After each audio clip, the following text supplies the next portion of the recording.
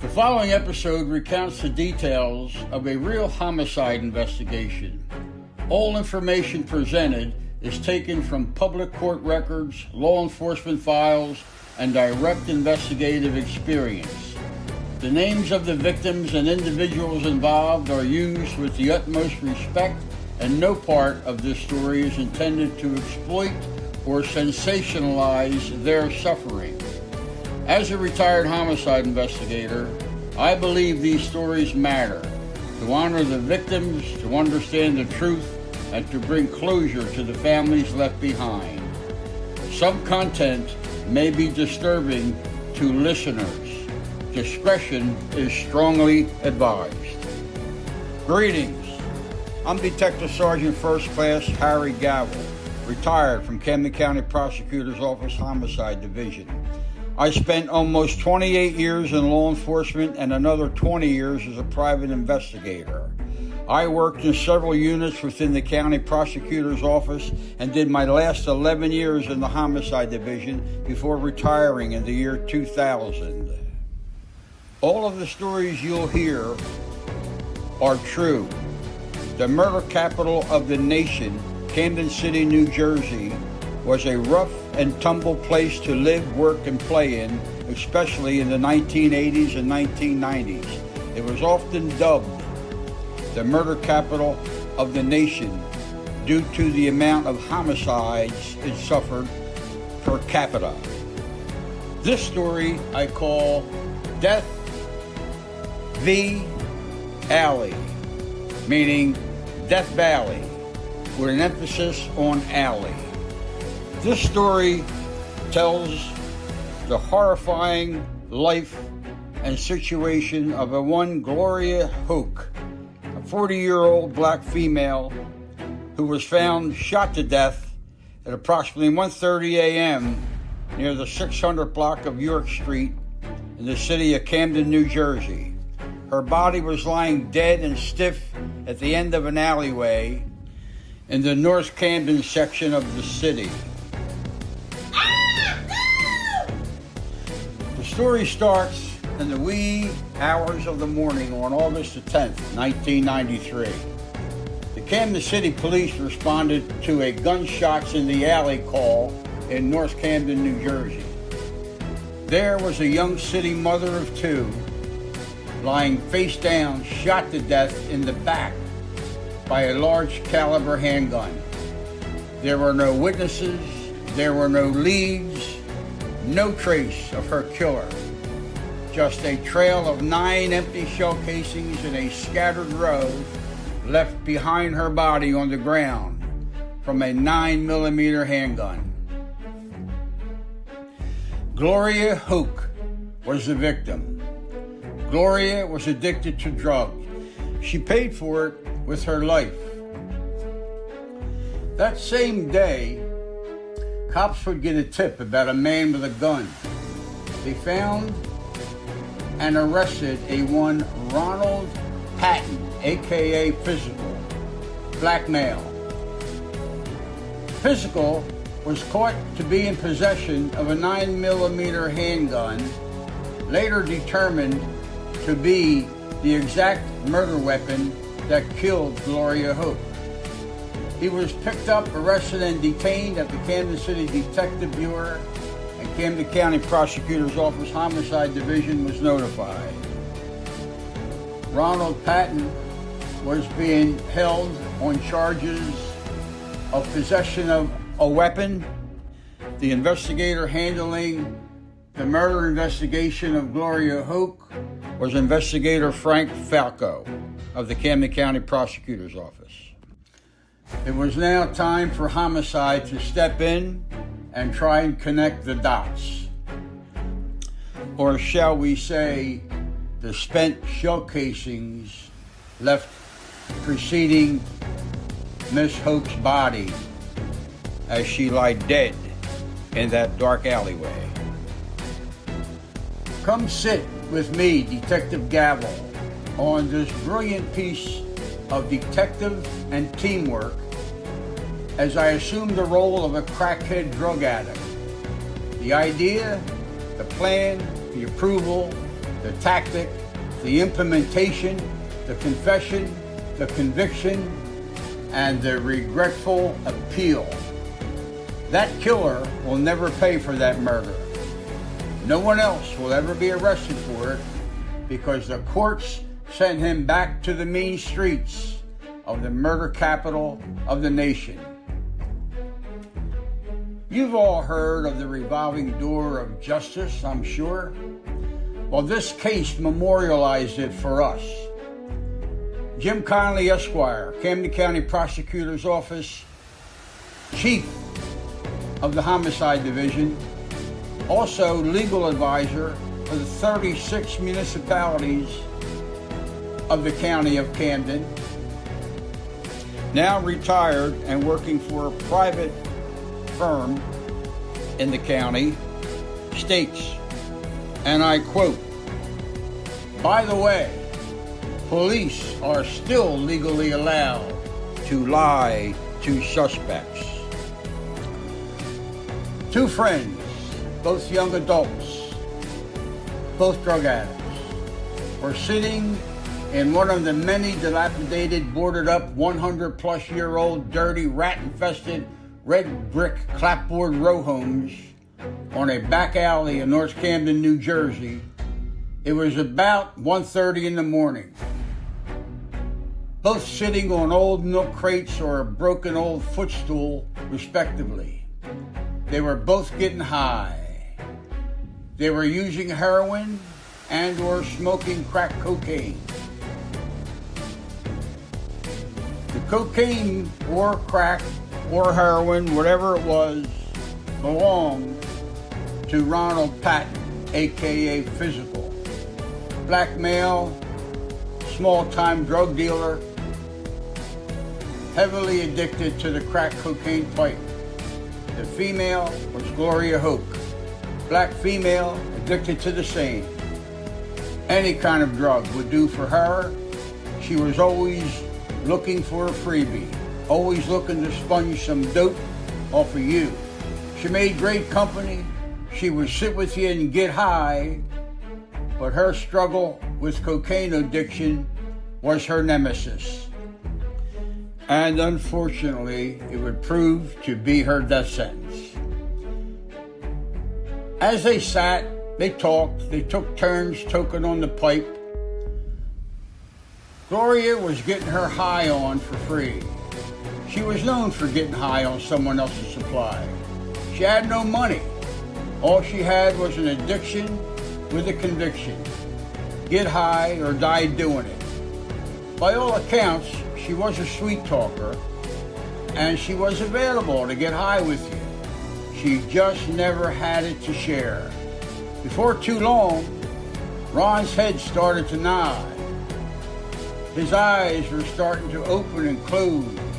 He was nodding out from smoking high. He was dipping his head back and forth. It was obvious that he was in a drug-induced stupor. Gloria, desperate, drug-addicted, and penniless, sees this as an opportunity to rob him, to look for money, to look for drugs. She begins to rifle through his jacket pockets to see if he had any more crack cocaine or any loose change or whatever. A huge mistake. Suddenly, Patton awakes. Eyes popped wide open in a rage. His body tightened as he clenched his teeth. He was armed and dangerous. He was carrying a loaded 9mm semi-automatic handgun with a fully loaded clip carrying 9 rounds. He sprang from the milk crate on which he was perched, grabs his gun as Gloria let out a scream. As she busted out of the rear doorless shack, as she ran for her life up the nearby back alley, half crying, half trying to scream out, but much too terrified to be very audible. Her killer chased after her, gun outreached in his hand as he pumped 7 out of the 9 rounds he fired into the back of the hapless woman. She was so high and so terrified, it almost seemed she was still running, while dead, as the bullets tore through into her back, as she finally collapsed face first down in that dark alleyway. I'm sure the shots could be heard echoing off of the vacant buildings in the area. It's just a shame that no one was there to observe the tragedy that was unfolding on this night. This area that we're talking about, North Camden, was very much a desolate place by now, filled with windowless and door-missing single houses, which were once packed with low-income welfare recipients, single moms with young school-aged children, homeless vagrants, squatters, now just mainly boarded-up shacks that drug dealers broke into and used as hit houses and drug sets from which to deal their drugs of choice. Running water, a thing of the past. Every piece of copper piping had been stripped out, stolen and scrapped at local junkyards for drug money. Stray skinny dogs scantily roaming in search of scraps of garbage to eat. If you looked hard enough, you might see a lone chicken or two crossing the backyards left over from the days when cockfighting was a thing. Trash-strewn streets, street signs left leaning and twisted, meant to confuse any visitors. The cats of the area disappeared long ago. You won't be able to miss the pairs of off-branch sneakers hanging like Christmas ornaments on the overhead power lines that once kept the lights on. A place you didn't want to get caught alone in, regardless if it were day or night, unless you yourself were armed and dangerous and you had a twin partner glued to your hip. Needless to say, no chance of a witness to this brutal murder. Without a witness or some direct inculpatory evidence, this would just be another murder in the city with a message to the killers. Life is cheap.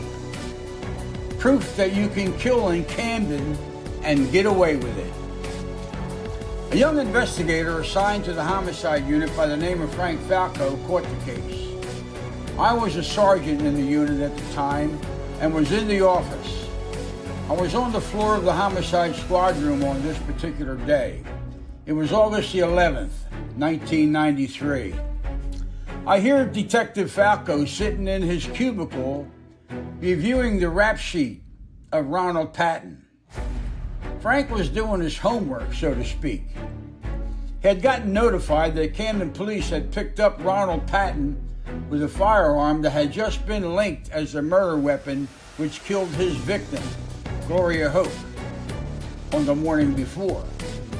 Patton had been arrested and being held at Camden Police Detective Bureau. Frank was to team up with his Camden assigned detective and go to the Camden Police Department and interview Patton to investigate his connection, if any, to his murdered victim. I overhear Frank, but I can't see him. He's exclaiming, "Holy shit, this guy's not going to talk to me. Oh my God, look at this. This guy's jail-wise. He's been in jail half his life. Oh man, look at this shit. He punched his own lawyer in the face in open court who was defending him on one of his cases. Man, this guy's a hardened criminal. He's not going to tell me shit." He's going on and on. I say, "Yo, Frank, what do you got over there?" He briefs me. Briefs me on his case in detail. And he tells me that Camden had just picked up Patton earlier this day with the murder weapon on his job, and he's prepping to go over there and interview him. While reviewing Patton's criminal history and related records, Frank is thinking that he is at a huge disadvantage given this guy's streetwise, jail-wise criminal background. He's expressing doubt that Patton would even agree to speak to him, let alone admit his involvement in the homicide of Gloria Hoke. Being a supervisor in the homicide unit, by 1993, already having over 20 years police experience under my belt, part of my job was to assist and coach other detectives within the unit and in the office for that matter. Well, I had an idea. I hatched a plan after hearing the facts of the case. It was obvious from the investigation that the victim was being chased or followed up the alley and being shot at while trying to escape her killer. This was evident due to the spent shell casings which were found marking the blood trail of pursuit of the victim. The area where the murder occurred consisted of abandoned properties which were known to have all sorts of unauthorized criminals, drug addicts, etc., lurking in the shadows at any given time of day or night. We also knew the caliber of the weapon used. We knew the victim's reputation of being a drug addict. I saw this situation as an opportunity to build confidence in the young investigator and to strengthen his mindset as to being a homicide investigator. We never allow ourselves to be or even sound like we are intimidated by any criminal. If you do, you've already lost your edge. You are in charge of the investigation. You approach it with intelligent police confidence. You direct your investigation. You use tactics, strategy, planning, out-of-the-box thinking, detailed reporting, all within the confines of the law. For the record, by law, police are, in fact, permitted to lie to suspects of a crime as long as they do not lie to them about their attorney or their attorney access rights. Criminals and suspects alike lie to the police all the time. So I say, Frank, I have an idea. I'll make you a personal side bet. I'll bet you $20. If he did the murder, not only will I get this guy to confess, after he confesses, I'll make him cry. My message to Frank was, we're not going to be worried about this guy or intimidated. We're going to go after him as if he is the killer until we learn differently. Frank can't reply fast enough. You're on, he says.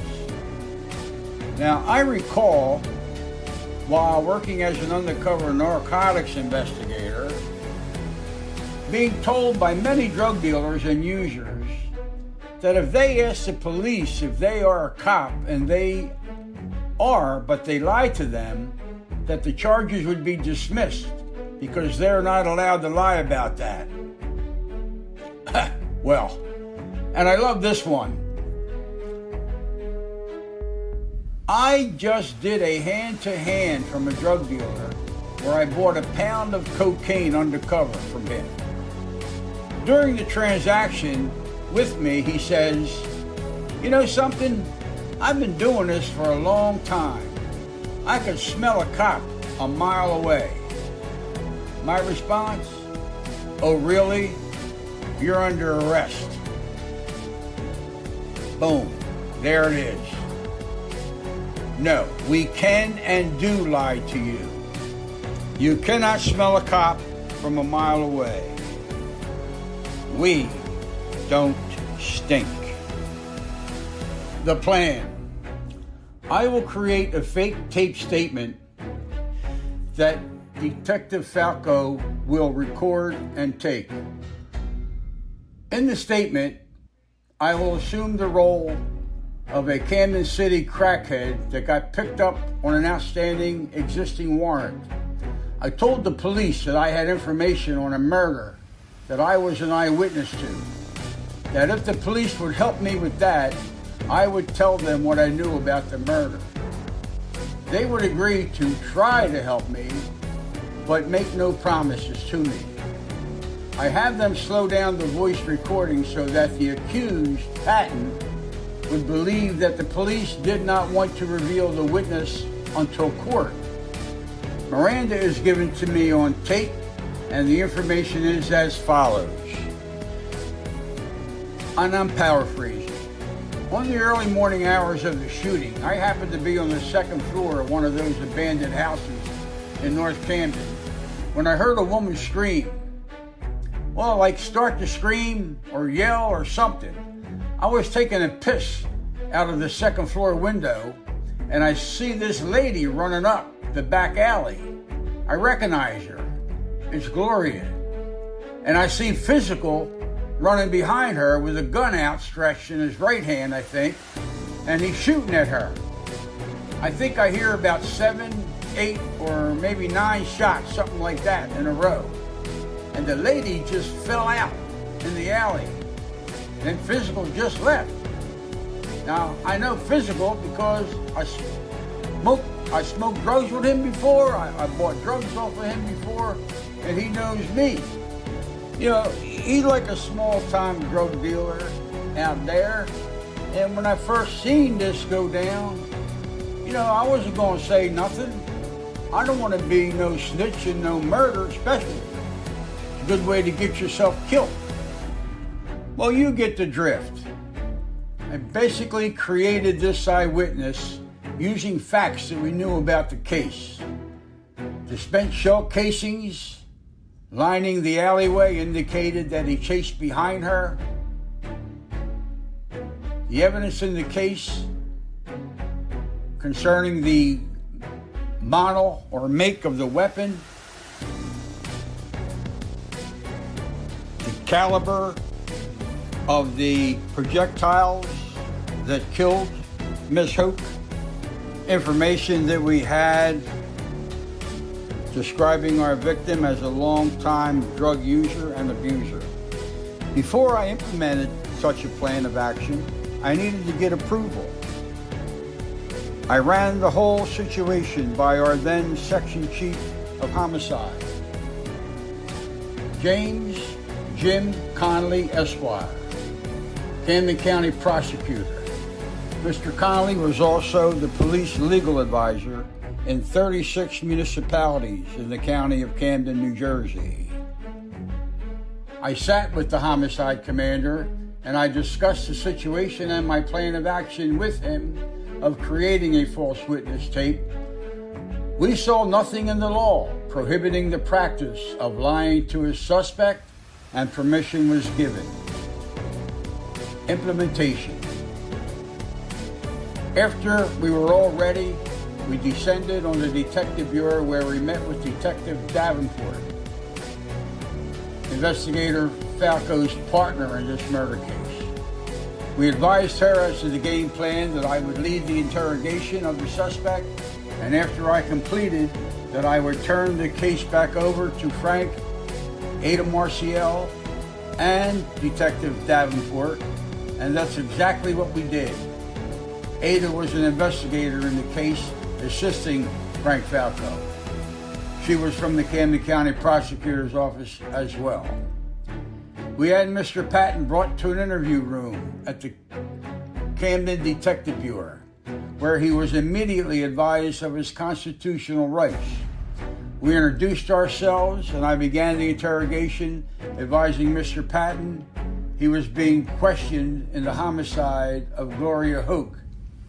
And that reason that we were doing that was that he had been picked up and found to be in possession of a murder weapon that was responsible for her death. Patton denied everything. He denied even being remotely involved in that murder investigation. I informed him that we had an eyewitness that knew him personally, and we were in possession of a tape-recorded statement of that witness who would be willing to testify against him at his trial as well.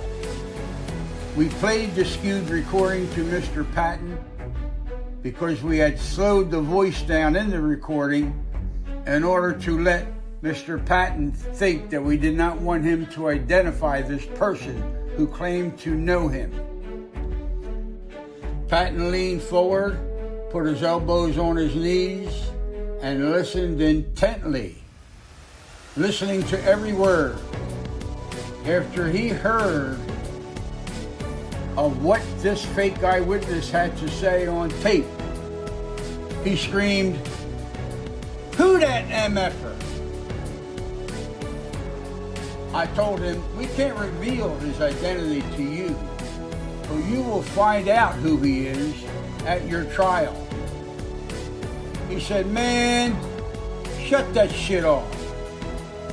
"All right, man, you got me." We immediately turned the tape off, and Mr. Patton confessed, providing complete details stating that they were sitting inside of an abandoned house with Gloria. They were together getting high. She was, as usual, just keeping him company for a free hit of the heroin that they were using. As he was nodding out, sitting on his broken down stool,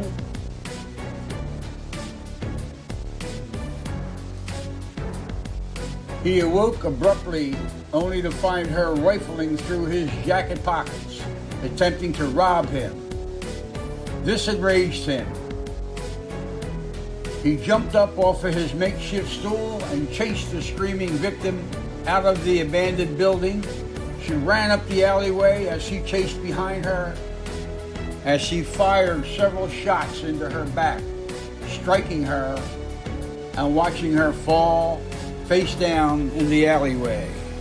He assumed dead. Ronald Patton provided a full and complete statement as to his responsibility and part in this brutal killing. He advised us that he was on the crack pipe and or using heroin, and that we advised him that he could in fact receive drug treatment while he was in jail, to be sure to let the authorities there know that he was requesting to be treated for drugs. I advised him that I didn't believe that this murder would have happened had he not been a drug addict, and he conceded to that fact, stating that Gloria was in fact his friend. He knew her, and he regretted the fact that she was killed in this incident. I advised him of the fact that Miss Hoke left two young sons to be raised without their mother, and then the fact that she was now lying 6 feet in the ground because of his actions that night. He deeply regretted killing Miss Hoke, and that fact seemed to hit him square between the eyes.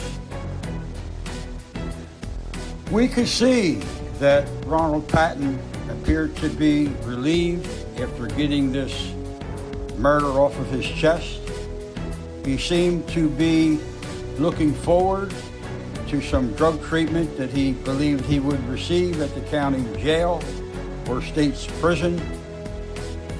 And he seemed like he did have real remorse and regret for killing his friend. He was actually weeping in the room. I advised him that after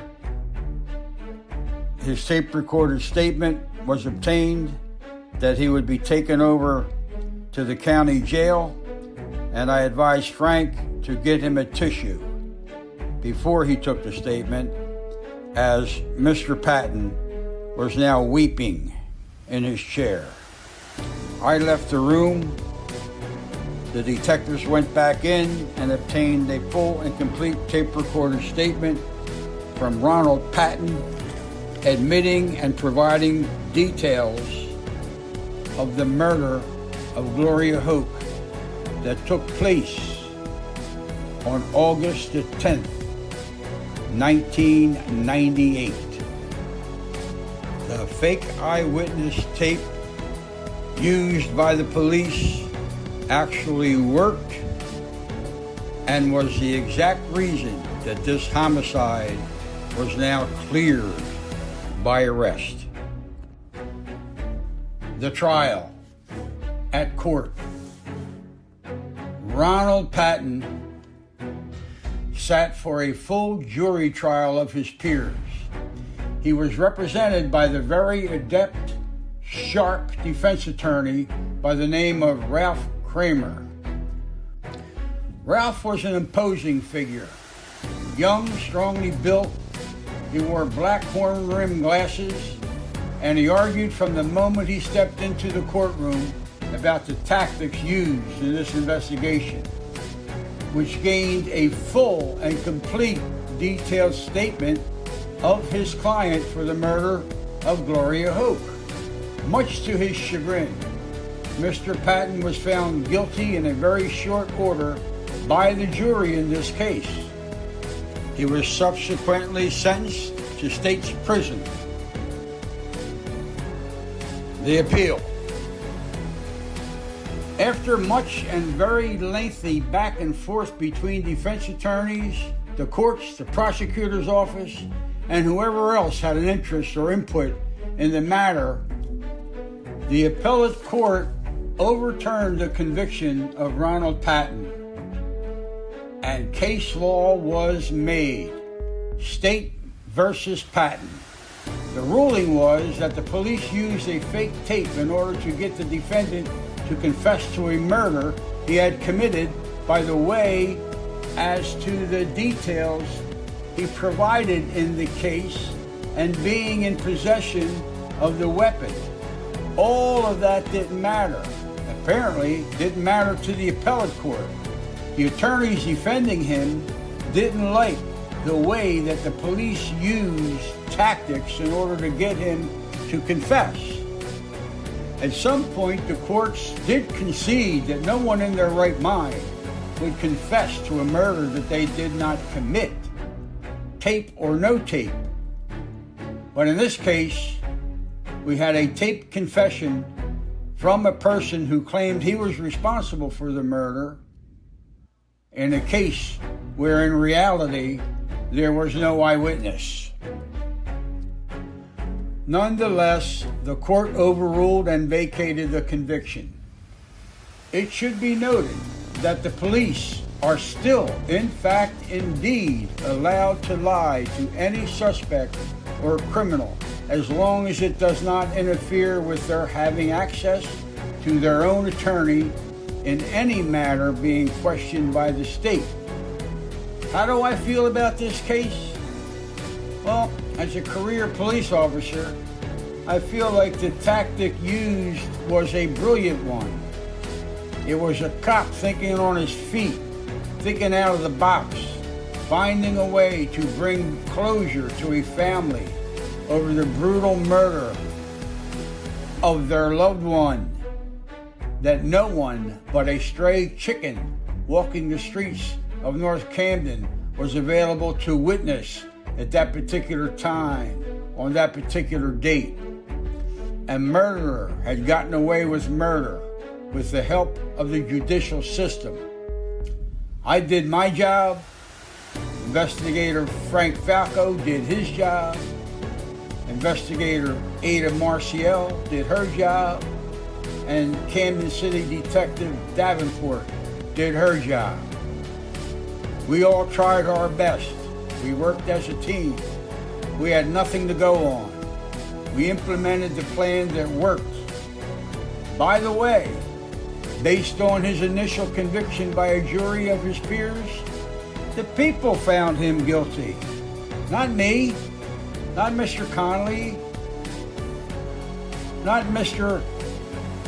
Falco, not Detective Davenport, not Investigator Marcial.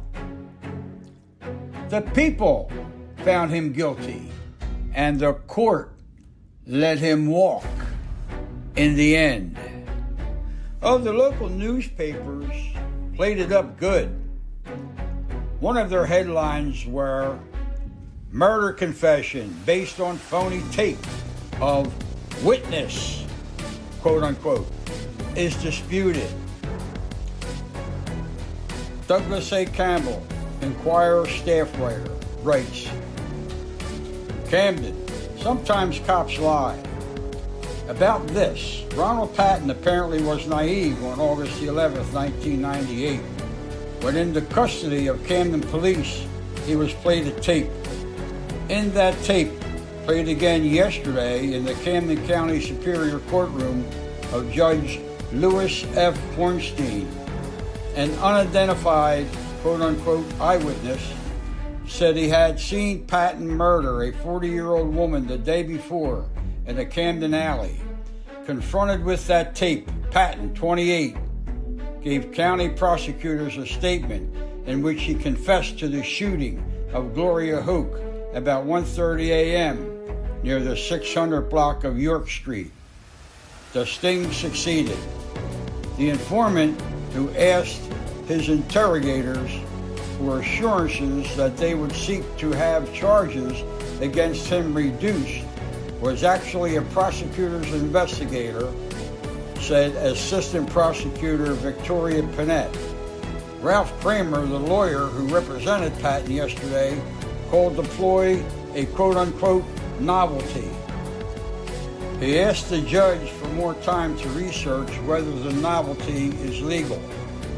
"It's completely appropriate," Panett said. The prosecutor said Patton had been arrested in Camden and placed in Camden County Jail on unrelated charges the evening of the day that Hoke was gunned down. At the time of his arrest, he possessed a 9mm handgun, Panett said. Ballistics tests later determined that the gun was the weapon that killed Hoke, she said. The next day, a Camden police officer made a mental connection between Patton and Hoke's slaying, and Patton was returned to the city police station, Panett said. An hour before they interrogated Patton, prosecutors and investigators created the phony tape.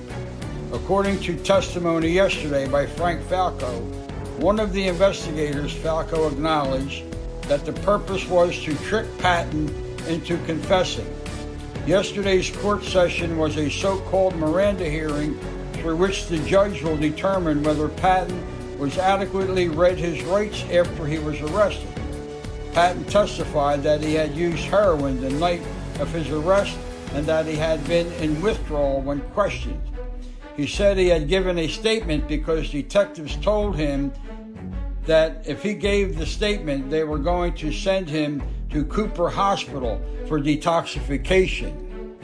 He said that his rights had been read to him, but that he had felt coerced, quote unquote. This is the only case in New Jersey, and according to my research, in the United States, where the police created a taped statement of an eyewitness, Kramer said after the session. The judge gave Kramer until next Thursday to research case history for the rulings on similar operations. To my knowledge, none could be found. We had made case law. I was the detective sergeant that came up with this idea and plan and did the interrogation of Mr. Patton. And I'm telling you this. Mr. Patton, not only a drug addict, not only a killer, but he's also a liar. In his statement, he's asked, were any threats or force or promises made to you in order for you to give this statement? Are you making this statement freely and voluntarily of your own free will? Or words to that effect? He answers, yes, he's making it own free will. No, there were no threats or promises. But yet, in the newspaper article and in his testimony, he states that he felt coerced. He also states that he was promised that he would be taken to Cooper Hospital for detoxification for his drug addiction. In my almost 50 years of police work, I have never told any suspect, defendant, or other person I came in contact with that I'd be sending them to Cooper Hospital for detoxification. That was a lie. But yet the courts believed him. His attorneys believed him. But when it came to us tricking this killer into confessing as to what he did, that seems to be excusable. Well, here's a good case for you guys to have your coffee and discuss. Kick it around with your friends or your coworkers. Put yourself in the place of a jury listening to this testimony of dedicated, hard-working police and homicide detectives working to solve a murder of your loved one. See what answers you come up with.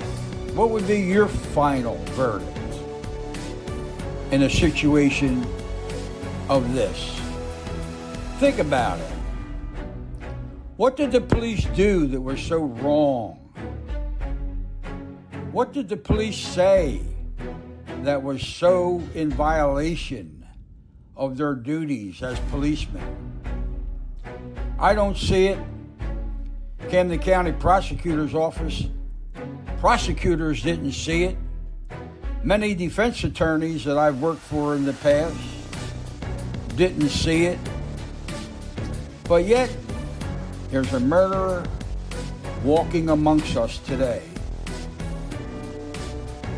If you would like to look this case up and read about it, look under Justia U.S. Law, State of New Jersey v. Ronald Patton.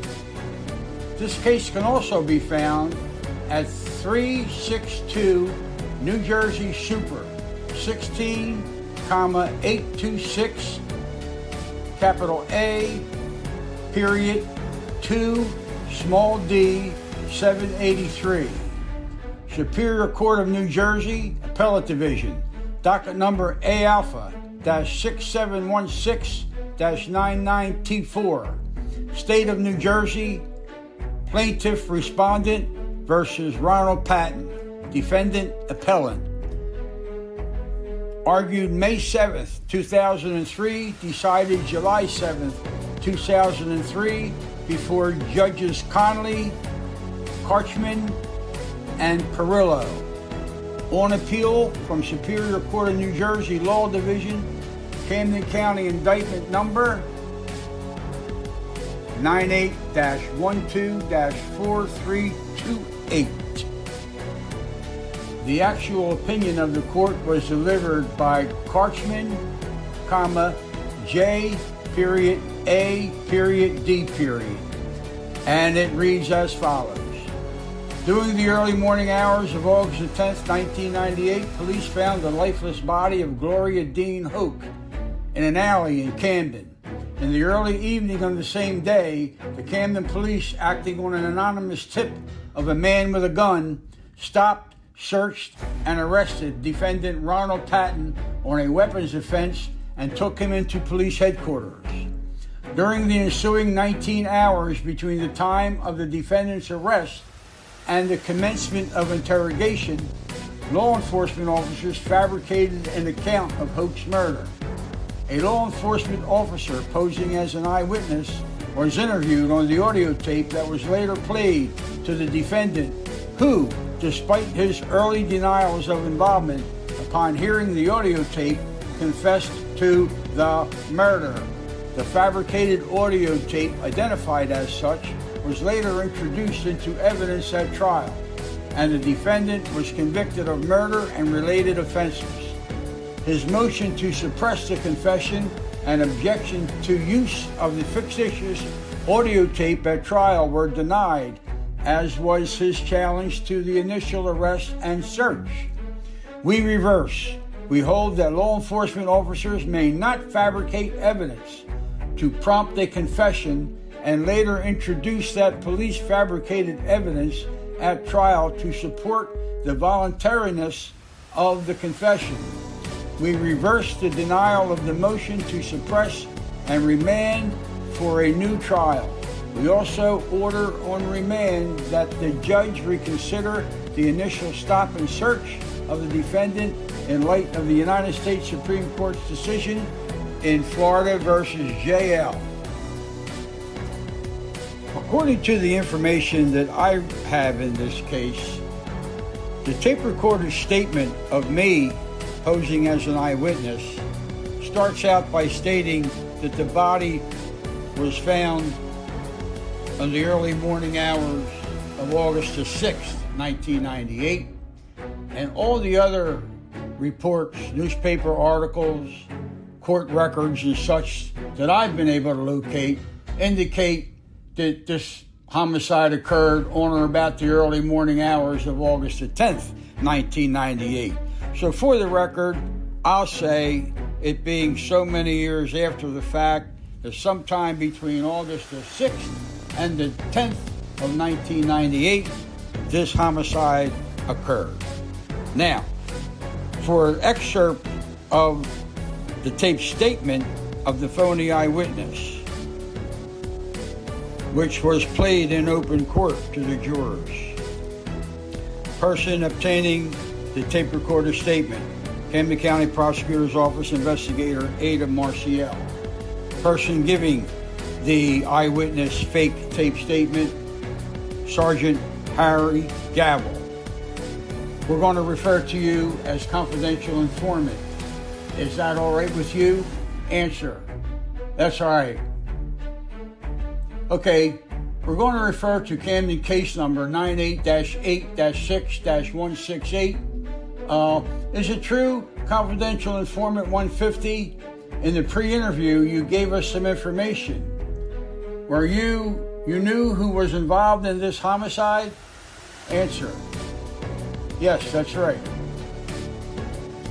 Investigator Falco.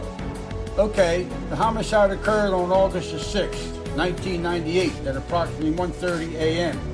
Are you aware of that? Answer. Yes.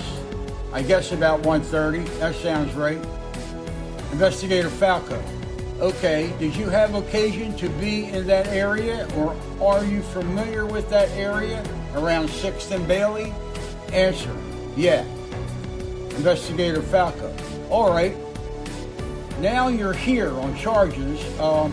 You were picked up at a drug scoop earlier, and you were charged with distribution of CDS. Is that correct? Answer. Yep. Investigator Falco. Okay. And we spoke about the fact that if you were going to cooperate with us and give us some truthful information, we could see what we would maybe do for you if the information turned out to be correct. Is that correct? Answer. Yeah. You said you would drop the charges on me if my information was right. Investigator Frank Falco. All right. We didn't say we would drop the charges. We said we'll see what we could do. We didn't make any promises. Is that correct? Answer. That's, yeah. Investigator Falco. Okay. When you were picked up earlier today, you were brought into our office, and we started talking to you about this particular homicide that occurred up there 2 nights ago. You said you had some information that you could offer us. Is that true? Answer. Yeah. Investigator Falco. All right. There was an individual up there that we suspect of possibly being the shooter in this particular homicide. Is it true that you gave us a name of somebody who you described as being the shooter? Yep, that's right. Investigator Falco. And how did you say that you knew that person? Answer. Well, I know the girl, Gloria, pretty good. Investigator Falco. Uh-huh. Answer. And I wonder if she... Investigator Falco. Now, okay, go ahead. Answer. Off and on, I guess. Maybe a couple years. They call her Jeannie. Investigator Falco. Right. Answer.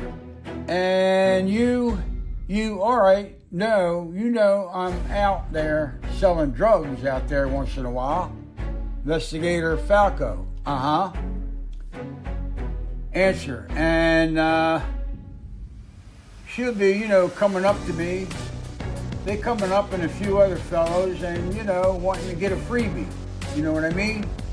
So I was talking to her earlier that night, and she told me that she had an argument with this dude they call Physical. Ron, I think is his first name. And she asked me for a piece. I gave her one, and then later on, Investigator Falco, excuse me. Okay, excuse me. When you say peace, what do you mean by peace?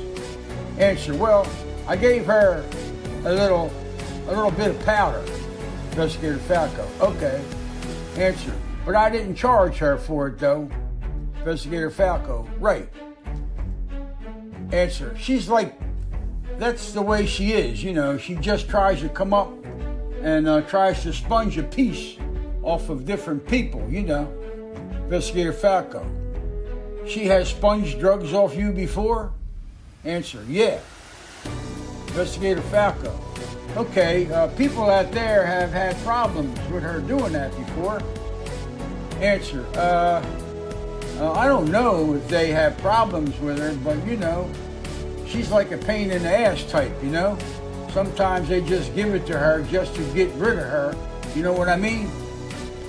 Investigator Falco. Okay, the information on the person that might have shot her. What were you, help us with in that area? Answer. Well, I seen when she came busting out of the crib, you know what I mean? Running down the alley and shit. And I heard all these shots. And when I looked up, I see this dude chasing behind, shooting at her. And I know who the dude is. I've seen him around that way. And A.M. Investigator Ada Marciel. And how many shots you think you heard? Answer. 7, 8, 9, something like that. Investigator Marciel. So it was a lot of shots. Answer. Yeah. Investigator Frank Falco. This guy you said that you seen out there before, can you describe him for us? Answer. Yeah. Investigator Falco. Answer. That's the dude. That's the dude, yeah. Investigator Falco. Okay. Let the record reflect that I'm showing a confidential informant one picture, a picture of Ronald Patton, okay? You answer, okay. Investigator Falco said you know him from the streets. Answer, yeah, but I didn't know his last name. But that's the dude. Investigator Falco, all right. Where did you know him as? Answer, I know him as Ron, or sometimes they call him Physical. Investigator Marciel, how tall would you say he is? Answer, he's about 5'7", 5'6", something like that. Investigator Marciel, how much do you think he weighs? Answer, probably about, 170, 160, something. Investigator Marciel, is he black, Spanish, white? Answer, who, this guy Ron? Investigator Marciel, yeah. Answer, black. Investigator Marciel, inaudible. Investigator Falco, okay, you also said earlier in the conversation, or in the pre-interview rather, that you knew his girlfriend or girl that he had relations with before in the past. Answer, yeah, Laura. Investigator Falco, right, Laura.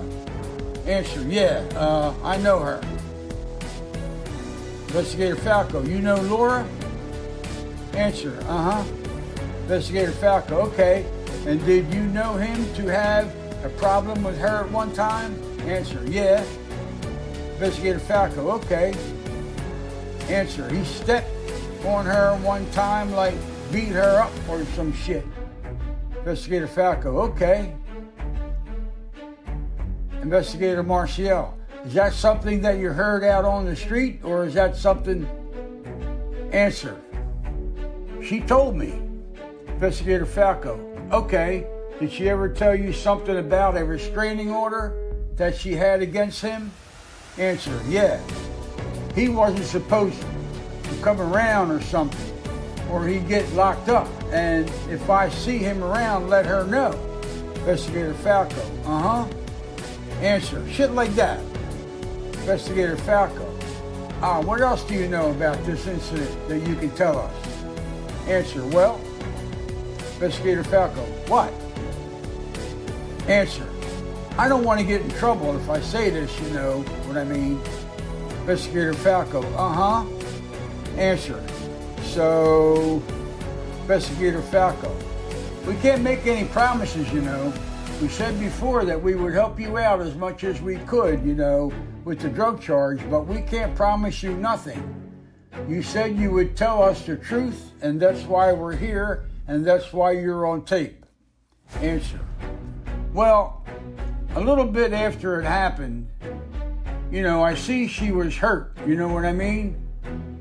I could tell that she was dead when I was there. Investigator Falco, The person I was with that I told you earlier that I didn't want to name was there with me. Can verify that, you know, saw what happened, you know, same thing I seen happen. Okay, answer. And she didn't have to go out like that, man.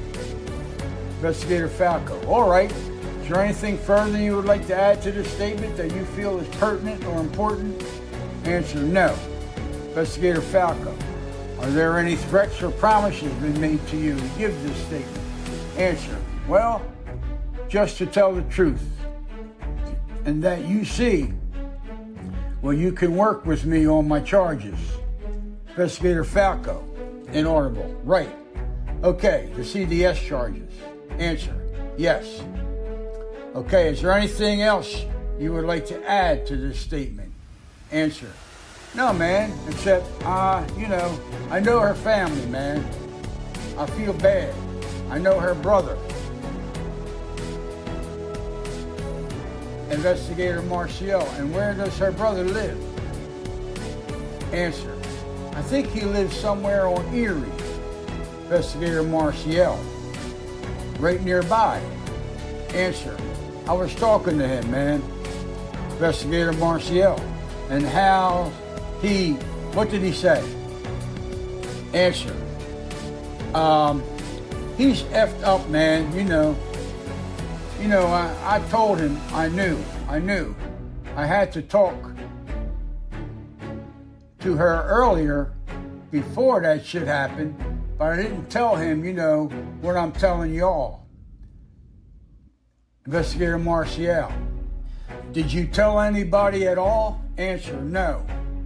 Investigator Marcial, what you're telling us today? Answer, no. He asked me, did I know anything? I told him no, but when I got caught today, I figured, F it, you know? Investigator Falco, okay, the time is around 11:30. Investigator Marcial, the time now is about 11:30 a.m. Investigator Frank Falco, the statement is now concluded.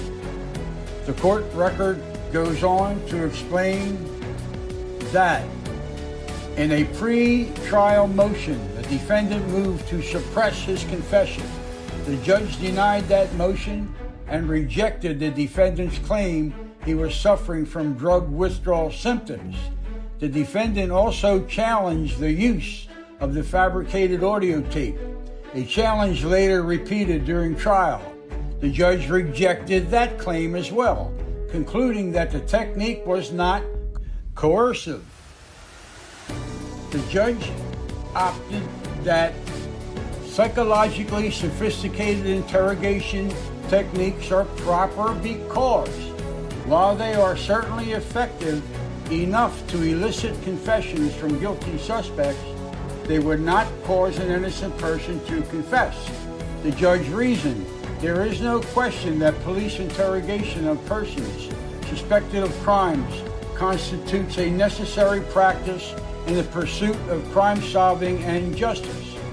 Under the proper circumstances, confessions serve a useful social purpose because many criminal cases lack witnesses or physical evidence. Police often would be incapable of collecting enough evidence to punish the wrongdoer without a confession. Furthermore, as a practical matter, a confession often minimizes the need for further police investigation and often leads to conviction, both of which reduce costs to taxpayers.